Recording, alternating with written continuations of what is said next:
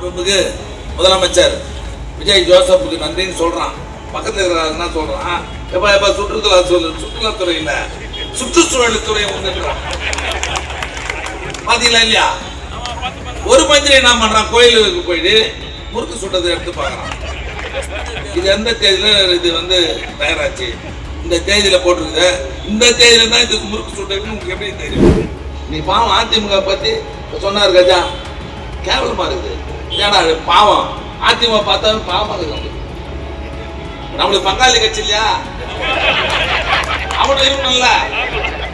இன்னும் அவன் ஒரு 10,000 ஓட்டு கூடுதலா கொஞ்சம் வாங்கி தானே வச்சு ஒரு தொகுதிக்கு ஒரு 30 தொகுதி நம்ம கிட்ட வந்துருக்கு, நம்ம ஆட்சி வந்துடலாம்.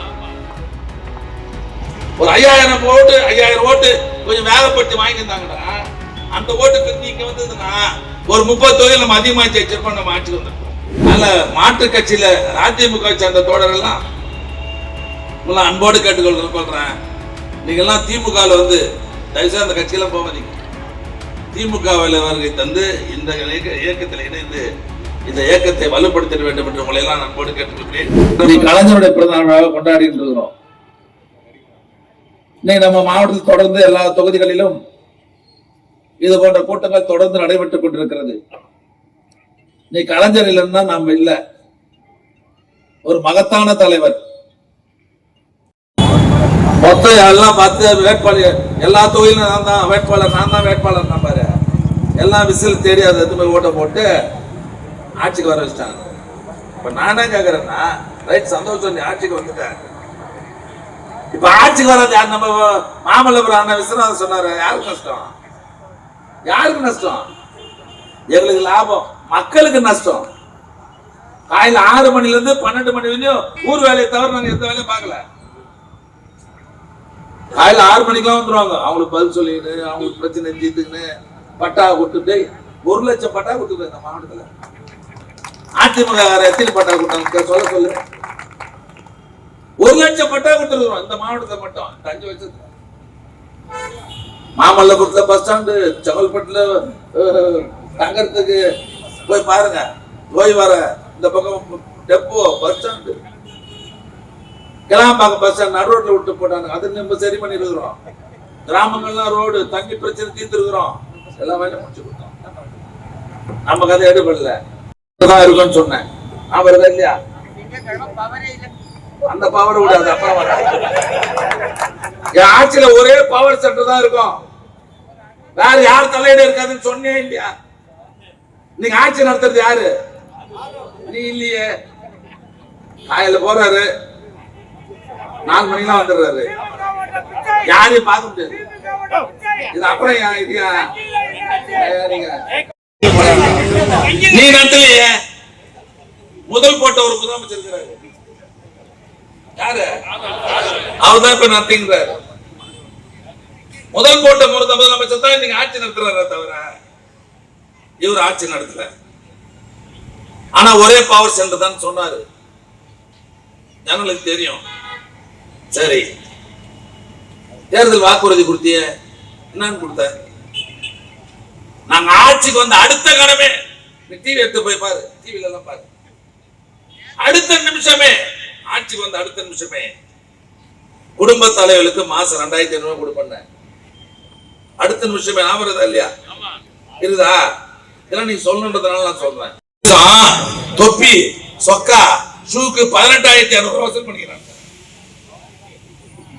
அவங்க கிட்டே வாங்கி ஒரு ட்ரெஸ் கொடுத்துக்கிறாரு. அதை நீ வாட்ஸ்அப்ல கேவலமா எழுதிட்டு இருக்கிறாங்க இல்லையா? சரி, இதான் உன் லட்சணம். ஒரு மாசத்துல இன்னும் கொஞ்ச நாளைக்கு அப்புறம் வச்சுக்கலாம். அடுத்தடுத்து கூட போடுவோம்ல, இப்பதான் ஸ்டார்ட் ஆயிருக்கு, அப்புறம் வச்சுக்கலாம்.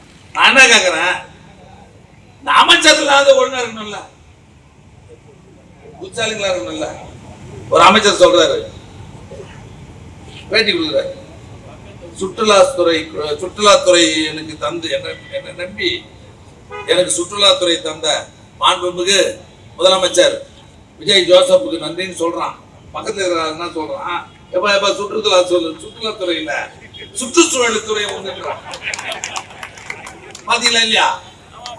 ஒரு மந்திரி என்ன பண்றான், கோயிலுக்கு போயிட்டு முறுக்கு சுட்டதை எடுத்து பாக்குறான். இது எந்த தேதியில இது தயாராச்சு, இந்த தேதியில போட்டிருக்குது, இந்த தேதியில தான் இதுக்கு முறுக்கு சுட்டுருக்குன்னு உங்களுக்கு எப்படி தெரியும்? பாத்தீங்களா இல்லையா? இன்னொரு கருத்து தெரியுமா உனக்கு? நம்ம ஜெயக்குமார் தொகுதி இருக்குதுல்ல, கரண்ட் கட்டாயி போச்சு. கரண்ட் கட்டாயி போச்சு. 2.5 மணி நேரமா கரண்ட் வரல. ஜனங்களாம் கோபமாயி அங்க ஒரு ஆபீசர் இருக்கு நம்மளது, அந்த எம்எல்ஏ நேர ஜனங்களாம் போயிருக்குது. ஒரு 40 பேருக்கு மேல கூப்பிடு எம்எல்ஏ வந்துட்டு ஒருத்தர் வந்து இருக்கிறாரு. என்னங்க 2.5 மணி நேரமா கரண்ட் இல்லைன்னா ஜனங்க எம்எல்ஏ வெளியே போகிறாருன்னு எம்எல்ஏ சொல்றான்.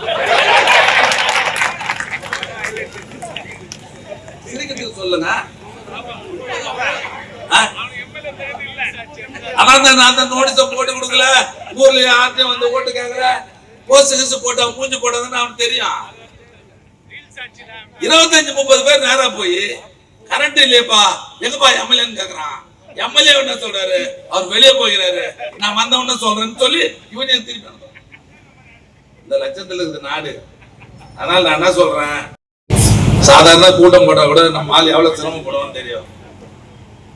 கூட்டம் போட்டு மொத்த கட்சிக்காரன் வந்து போயிருங்க. நம்ம ஆள் 4 கட்சி இருந்தா சந்தோஷம் வர மாட்டான், எதிர்கட்சியா இருந்தா சந்தோஷமா ஆயிடுவான். ரொம்ப சந்தோஷமா இருக்கிறாங்க. கட்சிக்கு ஒரு ஆபத்துன்னு சொன்னா ரோட்ல வந்து இந்த கட்சியை தாங்கினவன் தான் திமுக தொண்டை. இவ்வளவு நாளா வேஸ்ட் கேட்டவங்க இன்னைக்கு கம்பீரமாக வேஸ்ட் கேட்டு வரான். இப்ப பாத்தீங்கன்னா இன்னைக்கு கூட 3 கார் வந்து நிறுத்தி கொடி போடுனாங்க, நாங்க கொடி போட்டு வரேன். இவ்வளவு நாள் கொடி போடாதவங்க கூட இன்னைக்கு கார்ல கொடி போட்டு கம்பீரமா இன்னைக்கு ரோட்ல வரான். அவன் தான் திமுக. நீ பாவம் அதிமுக பத்தி சொன்னாரு கஜா, கேவலமா இருக்குது. ஏடா பாவம் அதிமுக பார்த்தா பாவமா இருக்கு. நம்மளுக்கு பங்காளி கட்சி இல்லையா, அவனு இல்ல. இன்னும் அவன் ஒரு 10,000 ஓட்டு கூடுதலா கொஞ்சம் வாங்கி தானே வச்சு ஒரு தொகுதிக்கு ஒரு 30 தொகுதி நம்ம கிட்ட வந்து நம்ம ஆட்சி வந்துடலாம். ஒரு 5,000 ஓட்டு கொஞ்சம் வேகப்படுத்தி வாங்கியிருந்தாங்கடா, அந்த ஓட்டு பிரிஞ்சு இங்க வந்ததுன்னா ஒரு 30 தொகுதியில் நம்ம அதிகமாக ஜெயிச்சிருப்போம், நம்ம ஆட்சிக்கு வந்திருப்போம். மந்திரியா இருந்தவன் உனக்கு அடையாளம் கொடுத்தது அதிமுக தானே, ஒரு நன்றி இருக்கு தேவையில்ல. உனக்கு யாருன்னு தெரியுமா? நீ அமைச்சரா இருந்ததுக்கு அப்புறம் தான் நாட்டுக்கே தெரிவேன். அதுக்கு உனக்கு முகவரி கொடுத்தது அந்த கட்சி இல்லையா? அந்த கட்சியில ஜெயலலிதா இருக்கும்போது 6 வருஷம் மந்திரி, எடப்பாடி பழனிசாமி இருக்கும்போது 4 வருஷம் மந்திரி, 10 வருஷம் அமைச்சரா இருந்து சும்மா வச்சுட்டு இன்னைக்கு போய் மனைவர் கேட்ல போய் நின்று இருக்கீங்களா? இதை விட வெக்கமா இருக்கு. வெக்கம் எதனா இருக்குதா சொல்லு. பங்களாவில் 1.5 மணி நேரம் கேட்ல நிக்கிறாங்க, 1.5-2 மணி நேரம் கழிச்சு தான் உள்ள விடுறாங்க. இதை விட கேவலம் இருக்க முடியுமா? அதிமுக தொண்டர்களுக்கு பங்காளி என்ற முறையில் நான் சொல்றேன், தயவு செய்து நம்ம தாய் கழக திமுகவில் தான் நீங்களா இருக்கணும். அப்படி 1-2 பேரு அந்த கட்சியை தான் போக மதிக்க மாட்டாங்களெல்லாம். அவெல்லாம் திடீர்னு வந்தவன் திடீர்னு போயிடுவான். அமைப்பு இல்லாதவன் அவங்களாம். நமக்குன்னு ஒரு அமைப்பு இருக்குது. அதுல மாற்று கட்சியில அதிமுக சேர்ந்த தோழர்கள்லாம் அன்போடு கேட்டுக்கொள்றேன், நீங்க எல்லாம் திமுகவில் வந்து தயவுசெய்து அந்த கட்சியெல்லாம் போகாதீங்க. திமுகவில் வருகை தந்து இந்த இயக்கத்தில் இணைந்து இந்த இயக்கத்தை வலுப்படுத்த வேண்டும் என்று உங்களை எல்லாம் அன்போடு கேட்டுக்கொள்கிறேன். சிறப்பாக அமைத்து தந்திருக்கிற அன்பு தம்பிகளுக்கு மாவட்ட திராவிட முன்னேற்ற கழகத்தின் சார்பில் நன்றி சொல்லி, ஆக வருகை தந்திருக்கிற இயக்க தோழர்கள் தலைவருடைய 103வது பிறந்த நாள் உள்ளாட்சி மன்ற தேர்தல் வரும்னு நினைக்கிறேன். இதுலதான் நம்ம போட்டு விட்டுட்டோம், இதுல விடக்கூடாது. ஞாபகம் வச்சுக்கணும். இப்ப தந்தைய காலத்துல இறங்கணும், ஒற்றுமையா வேலை பார்க்கணும்.